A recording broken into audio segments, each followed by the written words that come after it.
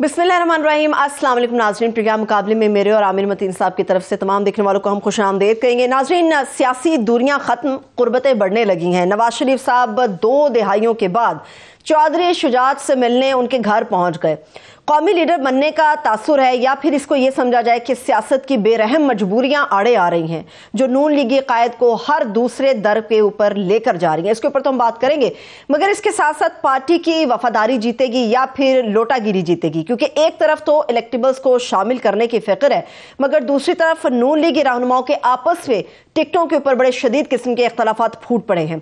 अब बात है शहबाज शरीफ साहब की। शहबाज शरीफ साहब ने जो मुनहरफ पीटीआई अरकान से वादे किए थे, उनका क्या बनेगा? ये वो पूरी पाकिस्तान की सियासत है जिसको प्रोग्राम के पहले हिस्से में हम तफसील के साथ डिस्कस करेंगे। और गुज़श्ता रोज प्रोग्राम मुकाबिल में जो बिजली का झटका दिया आवाम को, उसकी डिटेल तो हमने आपको बताई थी, कुछ आज भी बताएंगे, मगर आवाम अब तैयार हो जाए क्योंकि गैस का बम फोड़ने की भी पूरी तैयारी कर ली गई है। ये भी आपके साथ डिटेल शेयर करेंगे। पाकिस्तान की अदालतों के अंदर जो केसेस हैं और जो मामलात हैं उसके ऊपर भी कानूनी राय शामिल करेंगे। सबसे पहले आमिर साहब, आज बड़े वो फट्टे चल रहे थे, बड़ी ब्रेकिंग थी कि नवाज शरीफ साहब जो है चौधरी शुजात साहब के घर पहुंच गए हैं। नवाज शरीफ साहब की मुलाकात से पहले एक और भी मुलाकात चौधरी शुजात से हुई थी और वो थी आपकी। खाने की टेबल पे आप लोग मौजूद थे। क्या आपको इल्म था कि ये इतना बड़ा ब्रेक थ्रू होने जा रहा है? मैं लाहौर गया था और लाहौर में मैंने चौधरी साहब की मज़ाज परसी के लिए मैं वहाँ भी हाजिर हुआ था। चौधरी साहब से हमेशा एक एजुकेटिव एक एक्सपीरियंस रहता है और उनसे हमेशा ही पिछले 40-50 साल 30 साल 35 साल सहाफ़त उनसे बात करें। अभी उनकी सेहत एक तो बहुत अच्छी थी और उनका दिमागी तौर पे बहुत ज़्यादा वो अलर्ट है, बल्कि याददाश्त मेरे से बेहतर थी। मुझे 1-2 चीज़ें भूल रही थी, अच्छा। उनको याद थी। दूसरा, मुझे ये इतला मिल गई थी कि ये मुलाकात होने जा रही, क्योंकि ये देखें ये अलायंस तो हो चुका हुआ था, इसको फॉर्मलाइज़ करना था, तो वो फॉर्मलाइज़ कर दिया गया है और बिल्कुल। मगर इसमें उनसे मैंने क्योंकि इजाज़त नहीं ली थी कि इसको डिस्क्लोज़ करने की, तो इसलिए मैंने इसकी अनाउंसमेंट मुनासिब नहीं समझी। मगर मुझे इसका इतला थी, मुझे ये भी इतला थी कि वो अपने उन पे ये भी कहा जा रहा था कि क्यू को जो उनका फैक्शन अब रह गया है वो जम कर दे, क्योंकि उनका ही रह गया है। परवेज़ इलाही साहब और मुनिस इलाही तो पीटीआई ज्वाइन कर चुके हैं, तो उसको जम करने का जो कि उनका इसरार था कि वो जम नहीं करना चाहते, तो अभी तक की तो यही इतला आई है कि वो जम नहीं कर रहे। सीट एडजस्टमेंट का इशू आ रहा था कि अब क्योंकि एक उनकी तारिक बशीर चीमा साहब हैं और एक गुजरात की, ये 2 MNA की सीटें हैं मेनली, बाकी कैंडिडेट्स और भी शायद वो खड़े करेंगे, मगर असल यही जो है बावलपुर और गुजरात के ही एडजस्टमेंट थी। इशू उसके अंदर मसला ये आ रहा था कि जो नून लीग के वहाँ पे कैंडिडेट्स रहे हुए हैं, इनके जो मुखालिफ रहे हुए हैं, वो 20 साल से मुखालफत बहुत ज़्यादा क्योंकि रही। परवेज़ इलाही के ज़माने में बहुत ज़्यादा एक दूसरे के साथ जो है ना दस्तों गिरेबान रहे, वो सियासत बड़ी कन्फ्रंटेशनिस्ट रही। तो उनके लिए वो कह रहे थे कि जनाब हमने इनके लिए जो है ना अपनी एडजस्टमेंट नहीं करनी है, हम चाहे इंडिपेंडेंट खड़े होंगे तो खड़ा हमने ज़रूर होना है, हम इनके साथ अब आपके कहने पे, मियां नवाज शरीफ के भी कहने या किसी के कहने पे भी इनकी इताअत पे नहीं आएंगे। तो फाइनली जो है ज़्यादा सीटें जो मांगी जा रही थी, एडजस्टमेंट जो अभी ज़राए के हवाले से खबर चल रही है वो ये है कि जो फैसला हुआ है वो सालिक हुसैन गुजरात की 2 जो है ना सीटें वहाँ पे याद रहे कि हैं।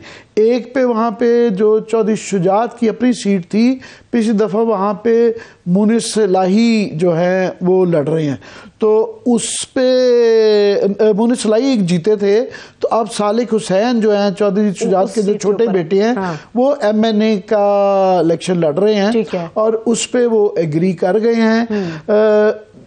क्यों की ख्वाहिश थी कि जो दूसरी सीट है हुसैन इलाही की, जो कि चौधरी वजाद हुसैन के बेटे हैं, कि उस पे भी नून लीग एडजस्ट करे। तो उन्होंने नेशनल की सीट पे उनका नहीं माना, मगर सूबे के अंदर जो है उनका एडजस्टमेंट उनकी कर ली गई है। अभी चौधरी शाफे हुसैन जो हैं उनका भी पंजाब असम्बली की एक सीट पे एडजस्टमेंट कर ली गई हुई है। जो मेरी इतला थी, चौधरी शाफे हुसैन गुजरात के अंदर 2 सीटों से प्रोविंशियल इलेक्शन लड़ना चाहते थे।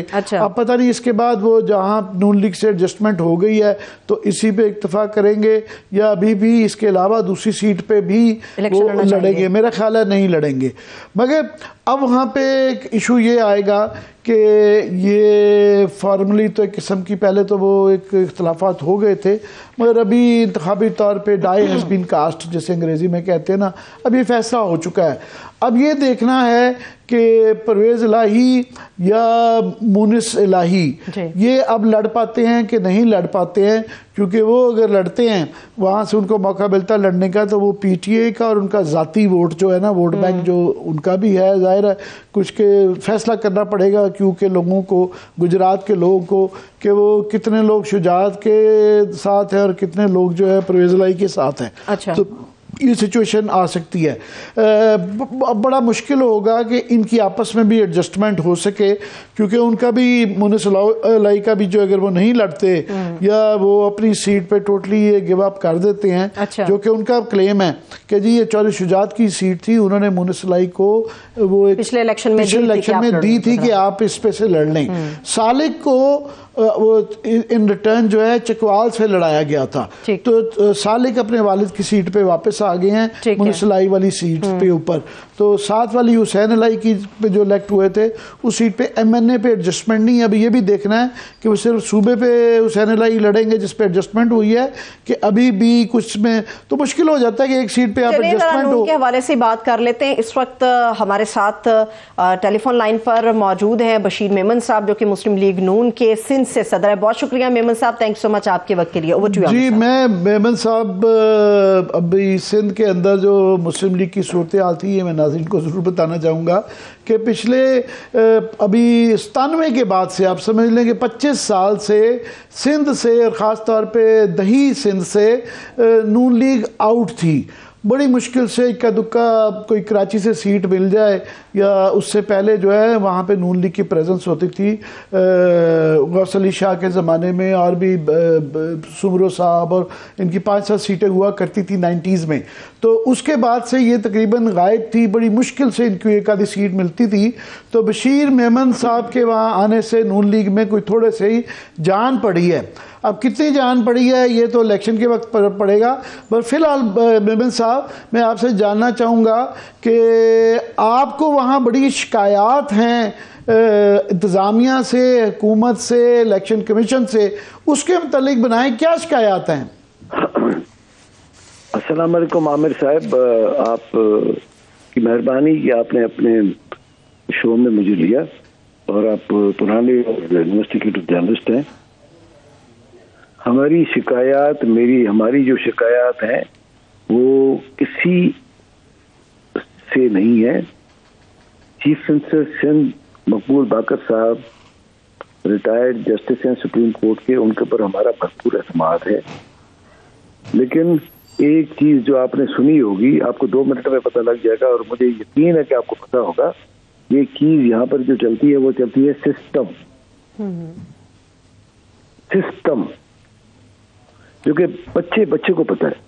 ये मुझे तो काफ़ी अंदाज़ा है, मगर नाज़रीन के लिए ज़रा इस सिस्टम को खोल के भी रख दें कि ये इससे मुराद ये है कि सिस्टम जकड़ा हुआ है, वहाँ पे 20-30 साल से मर्जी के बंदे लगते हैं, और वो ख़ास जो है एक करप्ट सिस्टम है बेसिकली, जिसके ज़रिए पूरा एक निज़ाम चलता है। ज़रा आप बेहतर बताना चाहें तो बता दें।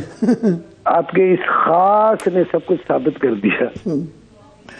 आप चूंकि वो एक लिखारी हैं, आप चूंकि एक राइटर है, आप चूंकि एक जर्नलिस्ट है, तो आपके खास ने आपके नाज़रीन को बता दिया कि है क्या चीज। उसी सिस्टम के जकड़े हुए जो हमारा जो ब्यूरोक्रेटिक एक वो है, वो अभी माफिया की सूरत अख्तियार कर रही है। आपको मैं एक छोटी सी आपको एक, अगर आप रिसर्च करें तो उबावड़ो, जहाँ पे सिंध पंजाब का बॉर्डर खत्म होता है, जहाँ पे सिंध का बॉर्डर है, वहां पे आपको हर नशा आवर जी, गुटखा, मावा और जो इंडियन सुपारी है, वो आपको केबल्स पे मिलेगी। जैसे ही आप पंजाब का बॉर्डर क्रॉस करेंगे वहां पे नहीं मिलेगी। हैरत की बात है ना। अच्छा, फिर जो कुछ भी हुआ वो पिछली हुकूमत ये फरमाती है कि NICVD कहीं पे भी नहीं है, बिल्कुल नहीं है।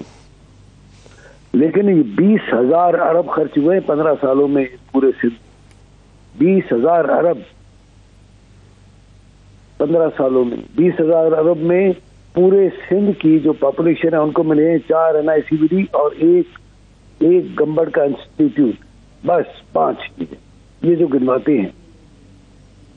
और फिर आपको मजेदारी की एक बात बताऊं कि एक बेनजीर फ्लाईओवर बन रहा था हैदराबाद में, आप जरा अपने नुमाइंदे भिजवाएं, उसके पिलर्स बने हुए 15 साल में उसके ऊपर से वो पुल नहीं बना। अभी फैसला ये हो रहा है कि पिलर्स को भी, इनके जो पाइल्स हैं उनको भी खत्म किया जाए, डिस्मेंटल किया जाए। 1.5-2 अरब रुपया खर्च हो गया उसके ऊपर। अब प्लानिंग चेंज हो गई, अब कह रहे हैं कि इन पाइल्स को हटा दो इसलिए कि ट्रैफिक पे क्यों ये ब्लॉक करते। मेमन साहब, ये इसकी स्पेसिफिक्स में जाना चाहेंगे तो उसके लिए 2-4 प्रोग्राम चाहिए, मगर पीपल्स पार्टी जो है वो खुद बहुत शोर मचा रही है कि उनको लेवल प्लेइंग फील्ड नहीं मिल रही और हमारे बंदे पकड़े जा रहे हैं। तो जिससे लग रहा है कि उनको ये डर है कि ये बनाया हुआ निज़ाम जो इंतज़ामिया का वो 15 साल से तो एक तवत्तर के साथ गवर्नमेंट कर रहे हैं, ये ख़तरे में है। तो उनको भी ख़तरा है, मगर जब आप शिकायत करते हैं कि जी आपको भी लेवल प्लेइंग नहीं फील्ड मिल रही, तो किसको मिल रही है फिर? मैं ये कह रहा हूं कि लेवल प्लेइंग फील्ड जो है वो मिलती है ब्यूरोक्रेसी से। मैंने जो खत लिखा था चीफ इलेक्शन कमिश्नर साहब के साथ मेरी मीटिंग हुई थी, हमने जाकर के उनको ये बताया था कि ये चीजें हैं। जिन लोगों ने VR किया है, वॉलंटरी रिटर्न किया है 23 अरब रुपया लैब में अफसरों ने, कम से कम उनको तो मेन स्ट्रीम पोस्टिंग पे नहीं होना चाहिए। मैं इंसाफ की बात कर रहा हूँ या गलत बात कर रहा हूँ? जिसने माना कि 1.5 करोड़ रुपया, 2 करोड़ रुपया, 5 करोड़ रुपया मैंने रिश्वत ली है, वो मैं हुकूमत पाकिस्तान को वापस करता हूँ। और कॉन्स्टिट्यूशनल गारंटी है कि आपकी नौकरी खत्म नहीं होगी, लेकिन उसको मेन स्ट्रीम पोस्टिंग तो नहीं होनी चाहिए ना। ये तो वैसे पूरे पाकिस्तान में होना चाहिए, अल्हम्दुलिल्लाह हर जगह वो पाए जाते हैं। और वो नैब के चीफ इस दफ़ा वो फरमा रहे थे कि बड़ी ज्यादती हुई है, ये जो ब्यूरोक्रेट्स के साथ टारगेट किया गया है। तो ये सिंध तक तो नहीं है मसला, ये तो पूरे पाकिस्तान का मसला है। मैं तो देखे ना, मैं तो बात करूंगा जो चीज मैं देख रहा हूँ, बिल्कुल नहीं होना चाहिए। उनको मेन स्ट्रीम पोस्टिंग और जो डिसीजन मेकिंग अथॉरिटी नहीं होना चाहिए। आपने कुछ नाम भी लिए हैं बाकायदा कि जनाब ये वो हैं, कोई दोहराना चाहेंगे? मैं आपको मतलब नाम थोड़ा सा, आमिर साहब एक प्रॉब्लम दूसरा भी तो है ना, मेरे कलीग्स हैं, मैंने नौकरी की है 30 साल। भाई ये बड़ी सफाक काम है सियासत, इसके अंदर जो है फिर वो ये रवादारी करते करते या सियासत की जाती है या रवादारी की जाती है। रवादारी सिर्फ और सिर्फ कानून में रवादारी नहीं चलती। ये तो आप कानूनी बात कर रहे हैं ना, ये तो कानूनी बात कर रहे हैं कि जिन लोगों को नैब ने किए हुए हैं जो जिनकी, तो कानूनी बात है। मैंने उनको कहा कि सुप्रीम कोर्ट में, हाई कोर्ट में से एक रुपये जमा करवा चुके हैं, लिस्ट जमा करवा दी, वो लिस्ट आप निकाल दें, उनको मेन स्ट्रीम पोस्टिंग से निकाल दें। 1 2 जो DNG के अफसरान हैं, पाकिस्तान एडमिनिस्ट्रेटिव सर्विस के अफसरान हैं, जो XPCS के अफसरान हैं, यंग अफसरान हैं, जो पिछले 8 साल से कभी जिले में नहीं गए, उनको जिलों की पोस्टिंग मिलनी चाहिए। वो जो मुख्तियारकार भर्ती हुआ, जो क्लर्क भर्ती हुआ, आज लास्ट रैंक ऑफ सर्विस पे है, वो डिप्टी कमिश्नर लगा हुआ है। और जिसने DSC का CSS का इम्तहान क्वालिफाई करके वो जो लड़का, जो जवान, जो अफसर जो दूसरे सूबे से आकर के यहाँ पे नौकरी कर रहा है, उसको पोस्टिंग नहीं मिल रही, वो डिप्टी सेक्रेटरी लगा हुआ है। हम चाहते हैं कि कोई निज़ाम ऐसा हो जिसपे कि हर एक को एतमाद हो, कम से कम मुझे एतमाद हो, आपको भी एतमाद हो कि जी बिल्कुल ये मैं लेवल प्लेइंग फील्ड की बात ही नहीं कर रहा हूँ, मैं तो कर रहा हूँ इंसाफ की फील्ड होनी चाहिए। जो कि मैं आपको चीफ मिनिस्टर साहब का एक उनके यरगमाल होने का एक वाकया बता देता हूँ।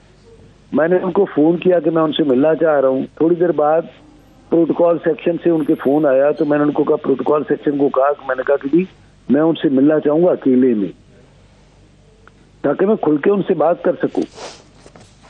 तो उसके बाद प्रोटोकॉल सेक्शन ने मुझे कॉल ही नहीं किया। मैं ये समझता हूँ उन्होंने फॉरवर्ड ही नहीं किया चीफ मिनिस्टर साहब को। असल में सिंध की ये जो पिक्चर आ रही है ना, बाकी जगह पे तो नून लीग कह रही है कि जनाब इलेक्शन होने चाहिए और बिल्कुल जो भी सूरत हाल है उस पर किसी जगह पे उनको शिकायत नहीं, दूसरी पार्टियों को शिकायत है। बस सिंध के अंदर जब आप वही वाली शिकायतें करते हैं कि हमारे साथ ये मामला है और ये बीच में लोग बैठे हुए हैं जो कि मीटिंग नहीं हो पाती है, अगर वो लोग ना बैठे देख रहे हों तो ये बिल्कुल एक डिफरेंट मंजर होता है। फिर उजर वाला मैं तो कुछ और कह रहा हूँ।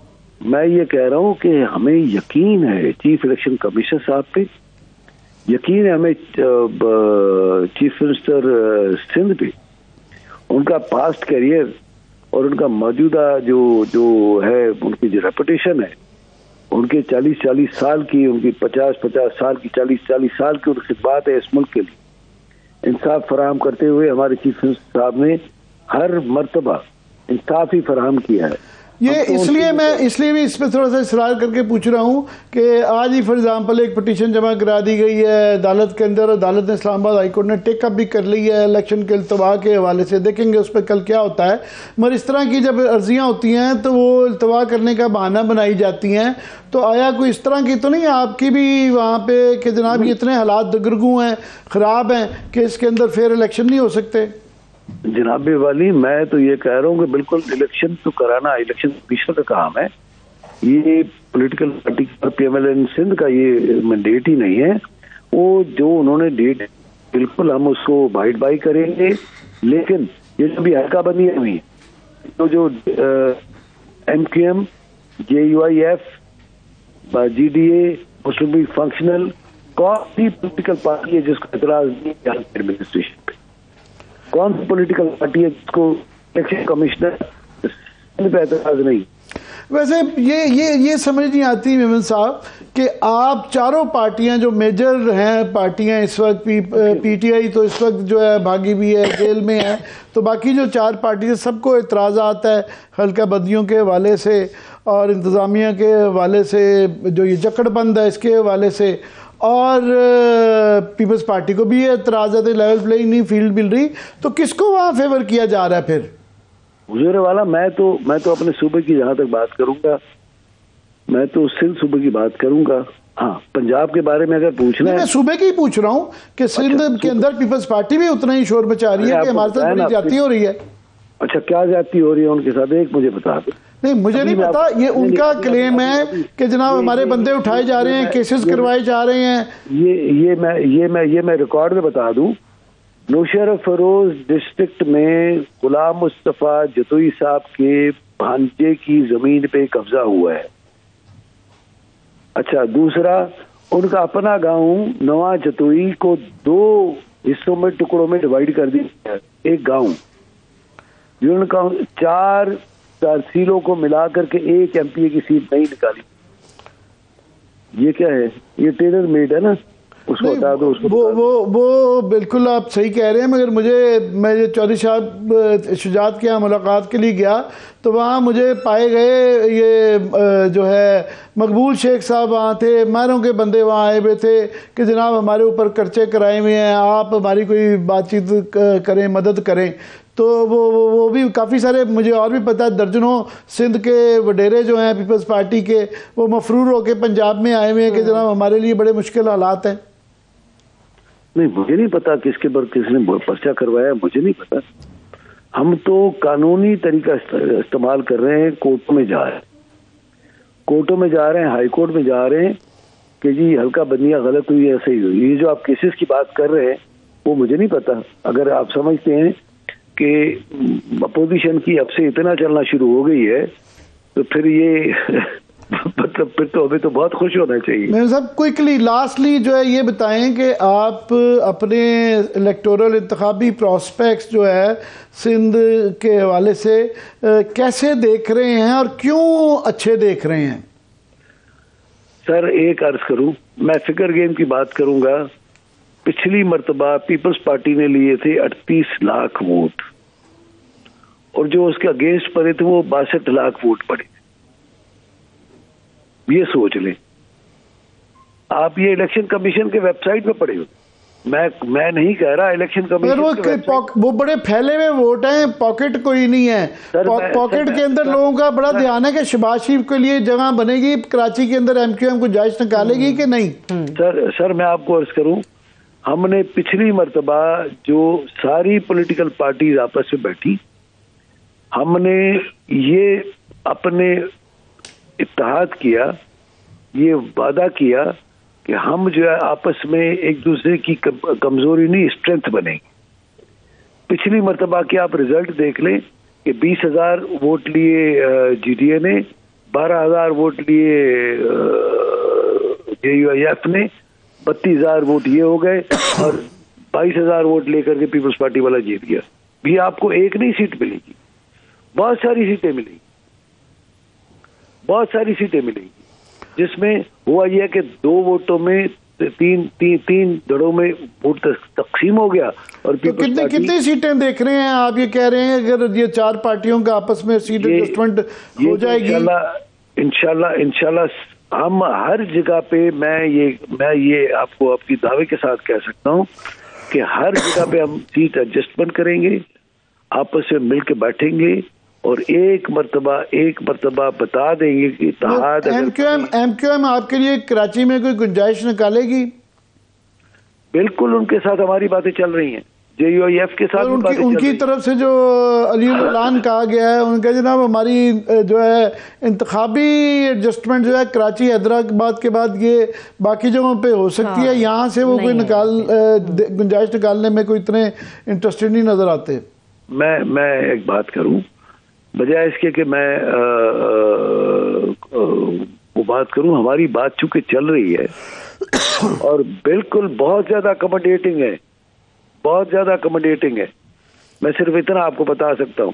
एक दूसरे चले इस पे आपको जहमत देते रहेंगे और जो इंफॉर्मेशन आएगी तो जानते रहेंगे। बहुत बहुत शुक्रिया आपका मेमन साहब, बहुत शुक्रिया। आमिर साहब, अगर आपकी इजाजत तो ब्रेक की तरफ भी जा सकते हैं, मगर मेरा एक सवाल था इसी मामले पे, ब्रेक से वापस आके मैं चाहूंगी कि इसके ऊपर हम बात करते हैं। ब्रेक लेते हैं, ब्रेक से हम वापस आएंगे।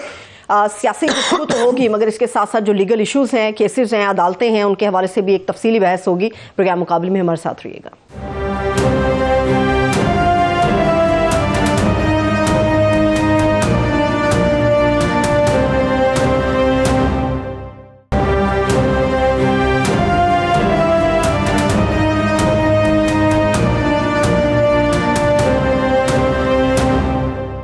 ब्रेक के बाद एक बार फिर से तमाम देखने वालों को हम खुशामदीद कहेंगे। अब पाकिस्तान की अदालतों और वहाँ पर जो दर्ज केसेस हैं, समातें हैं, उनके ऊपर हम बात करने जा रहे हैं। हमारे खुसूसी नुमाइंदा जो हैं साकिब बशीर साहब, उन्होंने भी हमें ज्वाइन किया। बहुत शुक्रिया Saqib, thank you so much आपके वक्त के लिए। ओवर टू यू आमिर साहब। जी, मैं साकिब से डायरेक्टली पहले आ जाता हूँ। आज की जो लेटेस्ट खबर है कि हमें तो बहुत ज़्यादा सख्ती से जो है पैमरा से भी कहा गया, जो है सुप्रीम कोर्ट से भी कहा गया कि कोई आपने स्पेकुलेशन नहीं करनी, मगर एक इलेक्शन के इल्तवा की एक एप्लीकेशन डाली गई और हाई कोर्ट ने, इस्लामाबाद हाई कोर्ट ने फ़ौरन उसको एक्सेप्ट भी कर लिया। कैसे हुआ?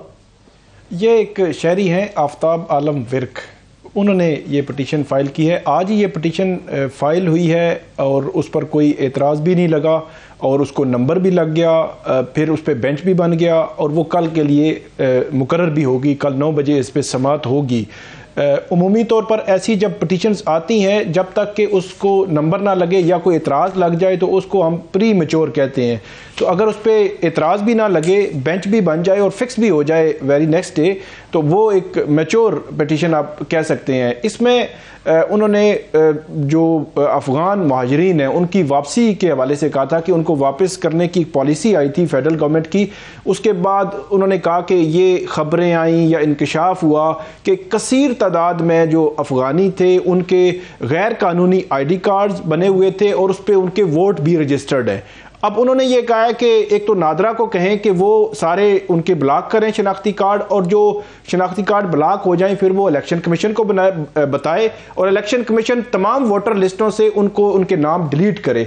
और साथ ही जो शहरी हैं उन्होंने ये कहा है कि अदालत जब तक मेरी पिटीशन पर फैसला नहीं हो जाता तो इलेक्शन कमीशन को शेड्यूल जारी करने से रोक दिया जाए। सुप्रीम कोर्ट की इतनी सख्त ऑब्जर्वेशन आई हुई थी तो उसमें इस बात का इम्कान होता है कि ये बिल्कुल एंटरटेन ही ना की जाती और वो कहते हैं जनाब ये फ्रिवलस ग्राउंड है, मगर ऐसा नहीं हुआ। तो अब कल क्या देख रहे हैं हम? कल वैसे बहुत मुश्किल है कि उससे कोई रिलीफ फौरी तौर पर दिया जाए, इवन नोटिस करना भी मेरा ख्याल है मुश्किल होगा, क्योंकि सुप्रीम कोर्ट बड़ा क्लियर कह चुकी है और ख़ास तौर पर खदशात के हवाले से अगर कल इस पे नोटिस भी होता है तो फिर भी मेरा ख्याल है सवालात तो होंगे, डिस्कशन भी होगी कि आगे चलकर कहीं इस पे कोई स्टे या ऐसा कोई ना आ जाए। लेकिन मेरा यह ख्याल है कि किसी भी हाई कोर्ट के लिए सुप्रीम कोर्ट की जजमेंट के बाद किसी भी हाई कोर्ट के लिए मुश्किल है कि वो इस स्टेज पे आके कि जब कल अगर इसको जुर्माना भी हो जाता है और इसको फेंक दिया जाता है बाहर और ऑब्जर्वेशन से कल पता चल जाएगा अदालत का मूड क्या है। साथ में मैं क्विकली आपसे जानना चाहूँगा कि ये आज जो है इस्लामाबाद हाई कोर्ट में 1 साल से 10 महीने से केस जो था उन्होंने डाला, एप्लीकेशन थी इमरान खान की, वो उन्होंने रिजेक्ट कर दी। ज़रा उसके मुताबिक 10 महीने लग गए 10 घंटे के काम को, कैसे? जी, ये एक बड़ी सिंपल सी एक होती है दरख्वास्त कि आप मेरिट को डिस्कस ही नहीं करना, आपने सिंपल एप्लीकेशन है कि मैं ये दरख्वास्त वापस लेना चाहता हूँ। अब उसकी डिटरमिन करती है कोर्ट कि ये जो दरख्वास्त तफसील भी बता दें कि ये थी किसकी दरख्वास्त। ये तोशाखाना रेफरेंस फैसला आया था 21 अक्टूबर 2022 को इलेक्शन कमीशन का, उसके खिलाफ उन्होंने अक्टूबर 2022 में ही अपील जो है वो इस्लामाबाद हाई कोर्ट में दायर की। मीनवाइल नवंबर 2022 में चेयरमैनशिप की हटाने की जब कार्रवाई इलेक्शन कमीशन ने शुरू की तो लाहौर हाई कोर्ट में उन्होंने इलेक्शन कमीशन की उस कार्रवाई को चैलेंज कर दिया। जब चैलेंज किया तो क्योंकि वही 21 अक्टूबर का फैसला था तो लाहौर हाई कोर्ट ने यह किया कि उसके 5 मेंबर बेंच बना दिया और साथ ही कहा जो इमरान खान के वकला को कि आप एक पिटीशन चलाएंगे या इस्लामाबाद हाई कोर्ट या लाहौर हाई कोर्ट। तो फिर इन्होंने 18 या 19 जनवरी को यहां विड्रॉल की एप्लीकेशन डाली, 13 सितंबर को उस पर फैसला महफूज हुआ और आज 6 दिसंबर को सुनाया गया। ये मैटर जो है उमूमी तौर पर बहुत सारे वकला से मेरी बात भी हुई, हम देखते भी हैं कि जब भी कोई मेरिट विड्रॉल की एप्लीकेशन आती है उसकी 2 ही सूरतें हैं, या आप कोर्ट्स एक्सेप्ट करती हैं और मोस्टली एक्सेप्ट होती हैं, 95-98% बल्कि एक्सेप्ट होती हैं। 1-2% जो है उस पर क्वेश्चन आता है कि कहीं पे 2 हाई कोर्ट्स में उन्होंने कोई चीटिंग तो नहीं की, जिसका इल्जाम इलेक्शन कमीशन ने या जो मोहसिन शाहनवाज रांझा है उन्होंने लगाया कि इन्होंने चीटिंग की है, छुपाई है चीजें। तो फिर अदालत यह करती है या उस पर कंडक्ट पे लिख देती है या उसको डिसमिस कर देती है। लेकिन एक तकरीबन 10 घंटे का काम था, 10 महीने लग गया। 10 महीने। दूसरी तरफ लोग फिर सवाल कर रहे हैं कि जनाब मियां नवाज शरीफ साहब का भी जो केस चल रहा है वो तो दिनों की पेशियां लग रही हैं, अल अजीजिया भी अब शुरू हो जाएगा। जी, कल तकरीबन 2 बजे दिन अल अजीजिया की समाअत है और ये समाअत जो है वो दिलचस्प हमारी ये है कि 1 जनवरी 2019 को ये अपील दायर हुई थी।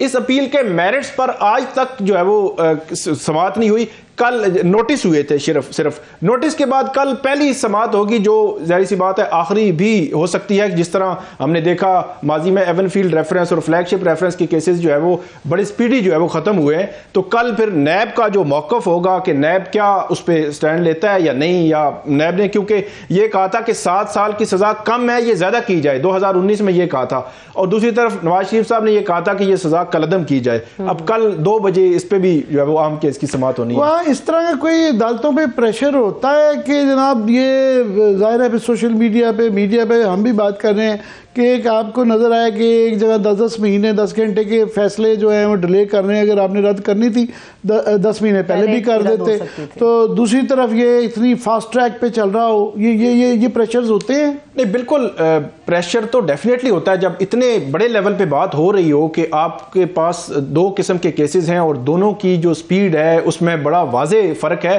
तोशाखाना का जो केस था उसमें 21 अक्टूबर 2022 वाला फैसला कलअदम हो जाता तो उसमें ना डिस्क्वालिफिकेशन होनी थी, ना सजा होनी थी, ना जेल होनी थी, ना उनकी चेयरमैनशिप जानी थी। तो इतनी बड़ी उसका असरात हैं। ऐसा नहीं है कि उन्होंने 18 जनवरी से 6 दिसंबर तक फैसले में रखा तो उसके असरात नहीं है, ये सारी चीज़ें इसके दौरान हुई हैं। तो इसलिए जो नवाज शरीफ साहब की केस कल है, 11 दिसंबर को इमरान खान साहब का भी केस लगा हुआ है, वो बहुत इंपॉर्टेंट है कि उसमें अगर उनकी तोशाखाना में जो फैसला सस्पेंड हो जाता है तो उसमें उनकी नाअहली ख़त्म हो सकती है, और वो बहुत ही इलेक्शन शेड्यूल आने के दौरान ही अगर ऐसा फैसला आ जाए तो मेरा ये ख्याल है कि बहुत बड़ा पीटीआई वाले ये समझ रहे हैं कि ये जानबूझ के यहाँ पे किया गया है इस खतरे को टालने के लिए।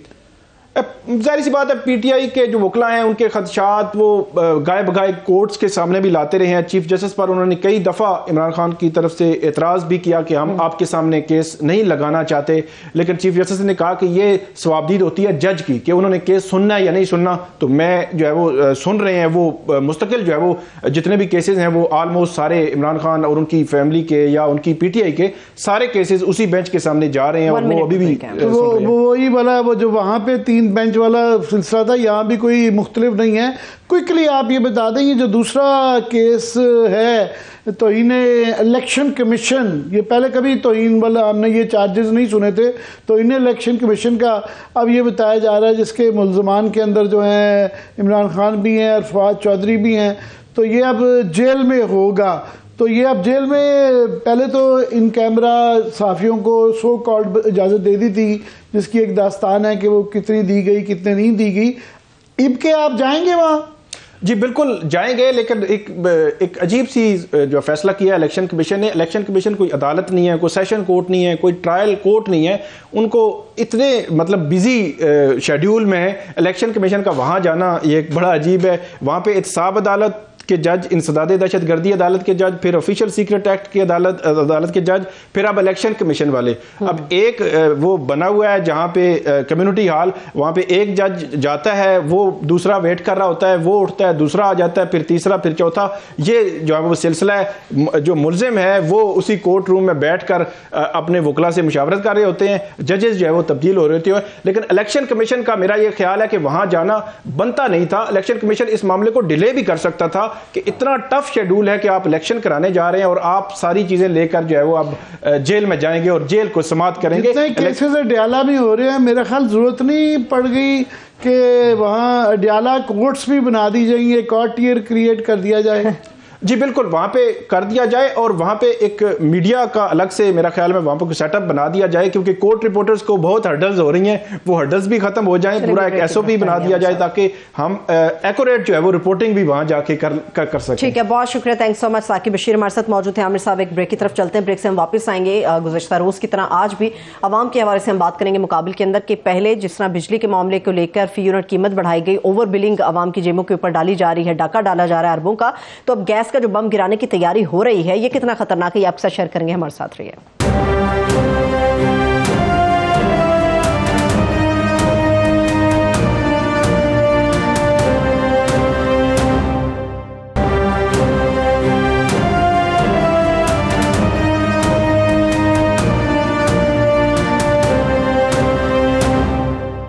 ब्रेक के बाद एक बार फिर से तमाम देखने वालों को हम खुशामदीद कहेंगे। अच्छा आमिर साहब, जब सियासत के ऊपर गुफ्तगू कर रहे थे, गुजरात के हवाले से आपने बड़ी तफसील से बात की थी, मगर जो बाकी जगहों पर है, दानियाल अजीज साहब से ये मसला शुरू हुआ था, हमने कहा कि जी इख्तलाफ शुरू हो गया। अब तो रोज एक के बजाय 2-2, 3-3 कहानियां आ रही हैं। ऐसा लग रहा है कि बड़ा जोर पकड़ गया ये टिकटों में इख्तलाफात।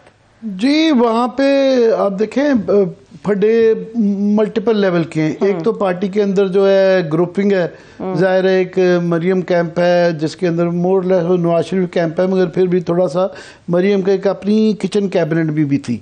अब देखें सारी किचन कैबिनेट जो है ना उनकी इन ट्रबल है। ये जुबैर साहब जो है उनको भी झाड़ पिट चुकी हुई है, और वो बेचारे अंकल जुबैर जो है वो साइड पे तकरीबन हो गए हैं सिंध के अंदर। उसके बाद जो है तलाल की अभी फैसलाबाद में बताते हैं कि वहाँ भी टिकट का फड्डा पड़ा हुआ है कि उनको देनी है या वसीर साहब को देनी है, तो वहाँ भी वो हुआ हुआ है। फिर जो मरियम औरंगजेब साहब के मुतालिक भी 1-2 बयानात आ गए हैं। और जो दानियाल अजीज़ है, दानियाल अजीज़ का थोड़ा सा एक मुनफरद है। एक तो वो उनके एक बड़ी जायज़ एक वो है कि उनके साथ ज़्यादती इसलिए हो रही है कि दानियाल नाअहल हुए थे 5 साल। जी, जी। तलाल चौधरी तो फिर भी नज़र आते रहे, दानियाल का उसके बाद एक बड़ा खौफनाक एक्सीडेंट हुआ और वो किसी ने पार्टी में उनकी मिजाज पुरसी भी नहीं की। उन्होंने पार्टी की वजह से उनकी जो नाअहली हुई थी, पार्टी के मतलब सबसे ज़्यादा सख्त बयानात देने वालों में वो थे। वो नाअहल 5 साल के लिए हो गए और भरी जवानी में अब नाअहल हो जाए। फिर साथ ही है कि उनको जब आप हो तो उसके बाद फिर बीमारी की गई। अभी ये कर रहे हैं कि एहसन इकबाल उनकी कॉन्स्टिट्यूंसी में मेडल कर रहे हैं कि नॉर्मली दिया जाता है सीनियर हजरात को, कि ये एक ऑनर दिया जाता है कि अपने नीचे विंग बनाने होती हैं। ये देखें पंजाब की ये जो इलाके हैं यहाँ पे आपने विंग इस तरीके से बनाते हैं कि अब बरादरियाँ होती हैं, जैसे शकरगढ़ की अब समझ लें कि वहाँ की सूरत हाल ये है कि पंजाब के अंदर ये वाहिद है जिसके अंदर कॉन्स्टिट्यूंसी है शायद जहाँ पे मेजॉरिटी में गुज्जर हैं और मगर साथ में वहाँ अंसारी बरादरी है, थोड़ी सी राजपूत बरादरी है, जाट है। तो वो इस तरह का कॉम्बिनेशन बनाया जाता है कि विंग के आप जो है ना शहर शकरगढ़ में से एक अंसारी को ले लेते हैं, दूसरी जगह से आप जाट को ले लेते हैं, तो एक दूसरे को वोट पड़ जाते हैं। तो ये एक सिलसिला होता है। मगर जब आप MNA की आप जड़ें काट देते हैं अगर उसकी मर्जी का नीचे विंग ना दें और वो विंग अब फॉर एग्जांपल वो इनकी मर्जी का एहसन इकबाल साहब की होगा तो वो फिर क्या होगा, एहसन इकबाल के लोग उनको वोट नहीं देंगे, उनको नहीं देंगे। वो सूबे का भी और नेशनल का भी प्रॉब्लम होता है। Exactly. तो दानियाल की एक बड़ी जायज़ ख्वाहिश थी कि मुझे इतना तो ऑनर करें, 5 साल मैं नाअहल रहा हूँ और आप लोगों ने मुझे कोई कॉम्पनसेट नहीं किया। तो अब ये करके, और दूसरा दानियाल एक जो भी है उनसे लोग चाहे इख्तलाफ करें मगर ये फाइनेंशियल मैटर्स पे ये प्रोफेसर इकबाल एहसन इकबाल साहब अपना रूप डालते रहते हैं कि मैं बड़े बड़े प्रोफेसर हूँ। वो बॉस्टन यूनिवर्सिटी का ग्रेजुएट है, फाइनेंशियल उसके अंदर उसकी बड़ी एक्सपर्टीज़ है। उसके साथ बात करते वक्त फाइनेंशियल मैटर्स के ऊपर या ये जो लोकल बॉडीज़ का निज़ाम के ऊपर, गवर्नेंस के इशूज़ के ऊपर बहुत मुहतात रह के गुफ्तगू करनी पड़ती है। उसकी बड़ी इस चीज़ों के ऊपर उसको अदराक है। तो ये बिल्कुल ही एहसन इकबाल साहब, क्योंकि ये दोनों तरफ हैं, ये नवाज शरीफ कैम्प में भी हैं, ये शहबाज शरीफ कैम्प में भी हैं, तो बिल्कुल एक वो तो दूसरा ऑफ कोर्स महंगाई का जो एक इशू चल रहा है तो फेस करना पड़ रहा है। तो वो लोग पूछते हैं कि जनाब आप वोट मांगने आए हैं तो महंगाई वो एक जेन्युइनली, और बजाय इसके कि ये टाल रहे हैं कि झूठा प्रोपेगेंडा नहीं चलेगा कि जी हमारी जो है 2017 के अंदर आप कहीं कमाल कर दिया था, 16 महीने की गवर्नमेंट का जवाब देना पड़ना है। उसके लिए आप कहें कि जनाब हमारे से गलतियाँ हुई, ये महंगाई हुई है, डार साहब नहीं डिलीवर कर सके।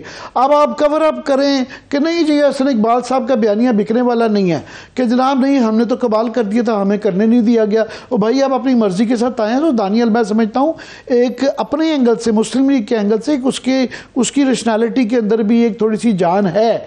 और दूसरा ये याद रहे कि दानियाल अजीज़ का कि 1997 के अंदर जब ये एक 2/3 मेजॉरिटी मिली थी मियाँ साहब को, एक टोटल उनकी क्लीन स्वीप थी पूरे पाकिस्तान के अंदर, उसमें चंद लोग पूरे पंजाब के अंदर जो है कोई पीपल्स पार्टी को कोई सीट नहीं शायद मिली थी, उनका वोटर ही बाहर नहीं था निकला, और जो चंद लोग इंडिपेंडेंट जीते थे 5-6 इनके अगेंस्ट नून लीग के, उनमें से दानियाल अजीज़ थे। सो दानियाल अजीज़ की वहाँ अपने शकरगढ़ के अंदर एक ज़ाती वोट है, एक बरादरी का वोट है।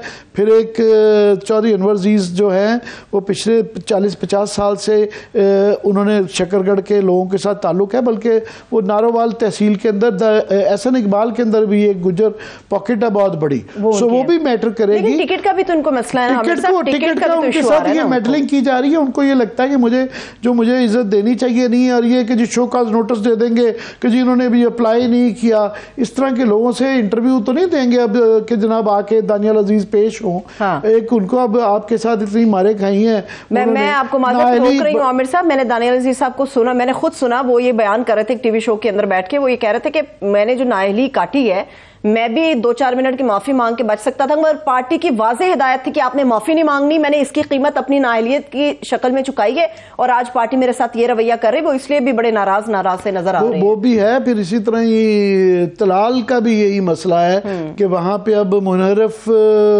दूसरी तरफ से साहब है, तो वो कह रहे हैं कि जनाब मैंने भी नाअहली काटी हुई है, तो वो भी टिकट मांगने चाह रहे हैं। फैसलाबाद में आते हैं, मगर नारोबाल की यही वाली है, तो वो मेरा ख्याल वो इंडिपेंडेंट कैंडिडेट भी खड़े हो गए तो ये नारोवाल से अपनी सीटें अहसन इकबाल साहब के भी बचाने की मुश्किल में पड़ जाएगी, क्योंकि मैंने बताया ना कि इनकी तहसील के अंदर भी गुज्जर बरादरी जो कि चौधरी अनवर अजीज के ज़माने से जो है वो इनके इन्फ्लुएंस में है, तो वो इंडिपेंडेंट जीत सकते हैं। शायद अहसन इकबाल साहब का नहीं, मगर वो एक मॉरल क्वेश्चन भी है उनके जहन में, ये है कि जनाब मेरे साथ कोई इंसाफ नहीं किया गया। एनीवे, ये लड़ाई पूरे पंजाब में इनके इस वक्त चल रही है। हर जगह पे ये हो रहा है कि 4-4 5-5 कैंडिडेट हैं, कोई हर लोग अपने मामे चाचे को लगाने की कोशिश कर रहे हैं, जो टिपिकल तरीकाकार होता है।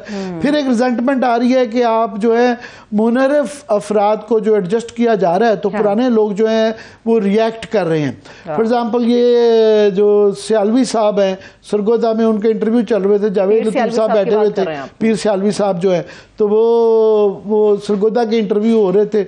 जावेद लतीफ़ वो ओल्ड गार्ड है, उन्होंने मारे खाई हुई है सारी, ये पिछले कुछ अरसे में जेल में भी गए हुए हैं, तो वो रह नहीं सके। पीर सियालवी साहब ने अपने ज़माने में फतवा दे दिया था कि जो वोट देगा नवाज शरीफ को वो गुनाहगार होगा, कोई इस तरह का फतवा, अच्छा कोई इस तरह का फतवा दे दिया था ना, इस्लाम से खारिज हो जाएगा, मतलब इस टाइप का फतवा दिया था। तो उन्होंने पूछ लिया कि जनाब आपने तो वो फतवा वापस ले लिया है, तो उन्होंने तंज की। तो शहबाज शरीफ साहब ने अब इनके लिए भी थूक के चढ़ना पड़ रहा है, ऐसे ऐसे लोगों के पास जाके तरले करके वो वापस लिया जा रहा है जिनके मतलब इतना कुछ कहा गया, सुना गया। तो इखलाकी यहाँ पे नहीं है, वो जोड़ तोड़ की कि उस वक्त सियासत हो रही है, मगर उसके बावजूद प्रॉब्लम्स आ रही हैं। प्रॉब्लम कहाँ आ रही हैं हम ये बताते रहेंगे आने वाले दिन में। मैं 2-4 डिस्ट्रिक्ट की कहानी आपको बता देता हूँ। इस्लामाबाद में बड़ा एक मसला आ गया, क्योंकि यहाँ पे आप देखें ये तीनों सीटें क्योंकि हार गए थे, तो ख्याल ये है कि क्योंकि असद उमर साहब वो भी रिटायरमेंट ले गए हैं, तो वो सीट भी है। तो दूसरी जो है सीट जो है वहाँ पे इनके लोग क्योंकि भागे हुए हैं, मरी की सीट में भी और इस्लामाबाद की, तो इनको लग रहा है कि यहाँ पे गुंजाइश बनेगी। तो यहाँ एक फड्डा पड़ा हुआ है। अब NA-46 जो है वहाँ पे शान नकवी भी हैं, चौधरी वाजिद अयूब भी हैं, नूर मोहम्मद अमान भी हैं, अंजम अकील साहब जो हैं वो हार भी चुके हुए हैं, फिर कंट्रोवर्सी में भी रहे हुए हैं। वो आपको पता है पुलिस फाउंडेशन का और वो जो है केसेस करप्शन के वो सारे के उम्मीदवार वो वापस आ रहे हैं। और एक आधा उनका एक रिश्तेदार है जो कि सहाफत में है, वो बड़ा इस वक्त इन्फ्लुएंस डाल रहा है कि जनाब ये मेरे रिश्तेदारों की प्रमोशन हो रही है, और कहीं पता नहीं वो साहब खुद भी किसी वक्त इलेक्शन में आ जाएंगे, एक तरीकाकार भी है ना। सो एक इनका चल रहा है। फिर ये दूसरे NA-47 पे जो है, अच्छा तारिक फजल साहब जो पहले जीते थे 2013 में, वो NA-48 पे जीते थे। अच्छा वहां पे उन्होंने क्या किया कि अपनी सीट के ऊपर जो है जो अपनी 2013 में थी, 18 में हार गए थे। तो वहां पे अपने बहनोई को, रिफत जावेद साहब को पेश कर दिया है। वहां पे खालिद मुनीर भी है, अहमद रजा भी है, यावर अब्बास, मोहम्मद मुगल, एक लंबी उम्मीदवारों की लिस्ट है। खुद वो NA-47 पर चले गए हैं। अच्छा सिलेक्शन कमेटी के अंदर भी हैं, खुद भी कैंडिडेट हैं, और उन्होंने आप देखे ना ये किसी और को कैसे वो ये भी एक कॉन्ट्रडिक्शन आ रही है कि उम्मीदवार भी हैं लोग और डिस्ट्रिक्ट की सिलेक्शन कमेटी के अंदर भी हैं।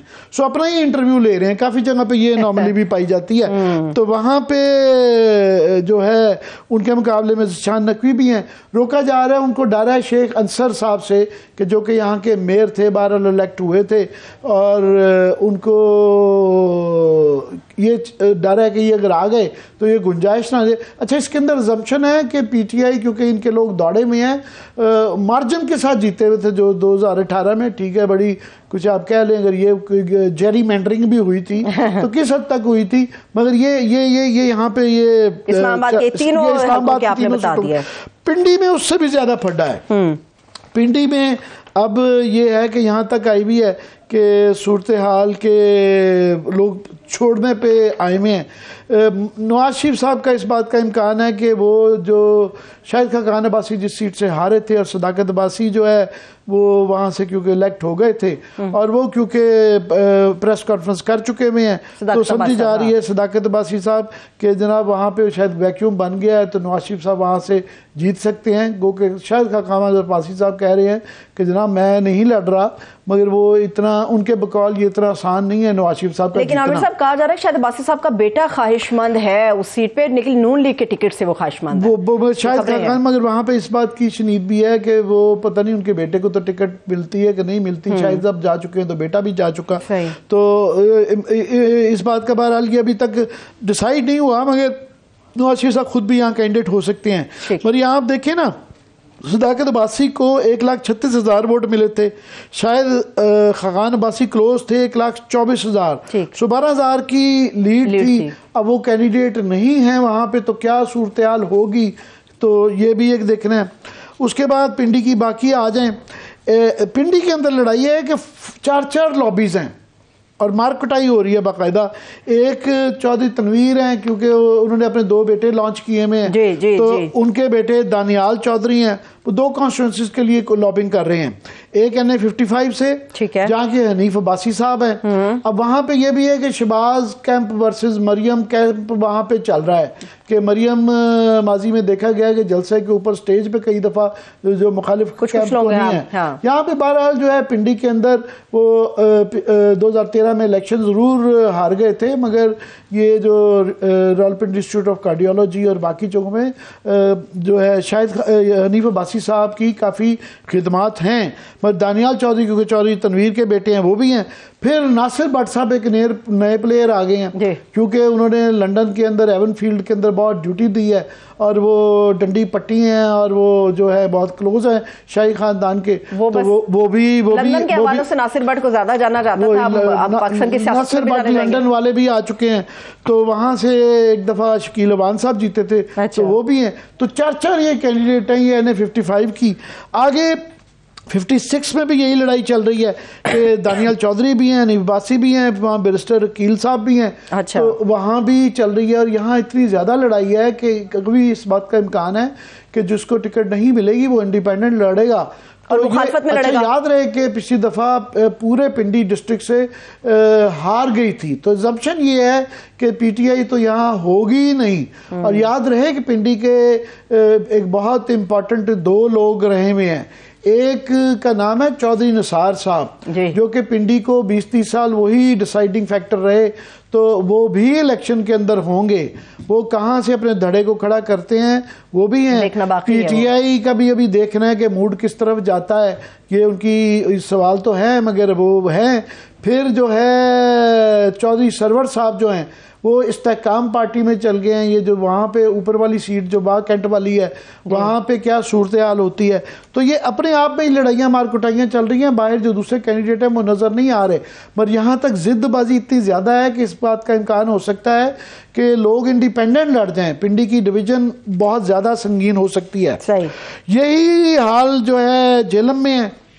जेलम में अब पहले तो वहाँ पे तुती बोलता था फवाद चौधरी साहब का। फवाद चौधरी के साथ बेचारे के साथ डबल जैपिटी होगी। बेचारे क्यों कहते हैं आप अपनी मर्जी से? डबल जैपिटी क्या हुई है कि वो यहाँ से गए, उन्होंने प्रेस कॉन्फ्रेंस भी गई और वो फिर रिलक्टेंटली, क्योंकि रिलक्टेंट फंडामेंटलिस्ट थे, तो नॉन फंडामेंटलिस्ट थे, तो वो उसकी उनको सजा है कि वो जेल में भी है। और वो मुनर्रफ भी हो गए, वो जिसके मुतालिक कल हमारे प्रोग्राम में मरवत साहब ने भी कहा जी मुनर्रफ अफराद पे जो है ना काटा लग क्रॉस लग गया, उनको किसी को टिकट नहीं हम दे रहे। तो वो मुनर्रफ भी हैं, नहीं भी हैं, जेल में भी हैं। तो पहले तो वही डिसाइड करते थे, अपने कज़न को भी उन्होंने जितवाया था फ़ारूक अल्ताफ़ को, जो कि ये सीट चौधरी अल्ताफ़ की होती थी। जेलम के वो सुप्रीमो होते थे। मेरे पास आखिरी सेकंड है, आखिरी सेकंड में तो जेलम तक रहे, बाकी की जेलम की भी बड़ी लड़ाई है वहाँ पे। अगले इल्म अब अजहर कियानी साहब के साहबजादे बिलाल अजहर कियानी साहब हैं, बड़े लाइक फाइक हैं, बड़े टीवी पे वो नजर आते हैं, फाइनेंशियल मैटर्स होते, वो भी आ गए हैं। तो मगर ऊपर लड़ाई ये हो रही है कि जेलम में जो नून लीग की है, चौधरी नदीम खादिम को टिकट मिलती है कि राजा फरूक अल्ताफ को। PTI से मुनर्रफ, फरूक अल्ताफ इधर से उधर गए हैं, मगर मुनर्रफ अफराद के मतलब जो है बहुत ज़्यादा एक गुस्सा भी पाया जाता है, और दूसरा ज़्यादातर ये मुनर्रफ अफराद हैं जो कि बाई इलेक्शन के अंदर हार चुके हुए हैं, और ये फिर उनको ये बताया दिया गया कि आप आ जाएं, तो कुछ इस्तेहकाम पार्टी में गए, कुछ इधर है कि आपको सीटें देंगे। तो अब उनका फड्डा पड़ा हुआ है, अभी लोकल रिजेंटमेंट आ रही है। ओब्लाइज किया जाएगा, नहीं किया जाएगा, कल तक इस पूरी इंफॉर्मेशन को होल्ड करते हैं। अब हमने ना शुरू कर दिया है काम, आपको बताते रहेंगे। चलिए ठीक है, बहुत शुक्रिया, थैंक्स सो मच। वक्त भी अपने इख्तिताम को पहुंचा, अपना बहुत सा ख्याल रखिए, खुदा हाफिज।